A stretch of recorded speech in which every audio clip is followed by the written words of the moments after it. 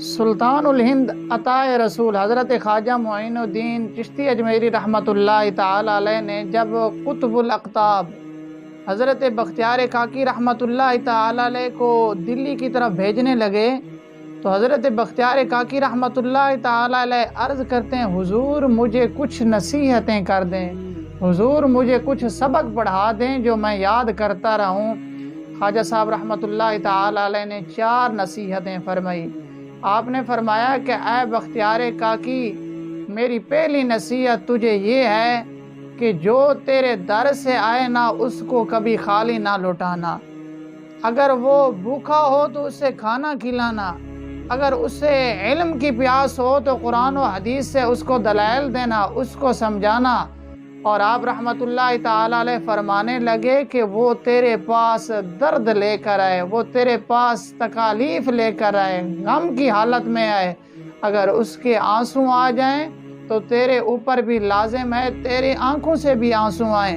اور خواجہ صاحب رحمت اللہ تعالی علیہ نے دوسری نصیحت فرمائی۔ آپ نے فرمایا کہ مجھ سے وعدہ کر کہ جب تیرے اوپر مصائب ہیں، جب تیرے اوپر تکالیف ہیں تو اس وقت بھی تیرے چہرے پر مسکراہٹ آنی چاہیے۔ آپ رحمت اللہ تعالی علیہ نے فرمایا کہ خوشی میں تو ہر کسی کے چہرے پر مسکراہٹ آتی ہے، لیکن مزہ تب ہے جب وہ مالک تمہیں آزمائے، جب وہ مالک تم پر مصیبتیں ڈالے تو اس وقت بھی تیرے چہرے پر مسکراہٹ ہونی چاہیے۔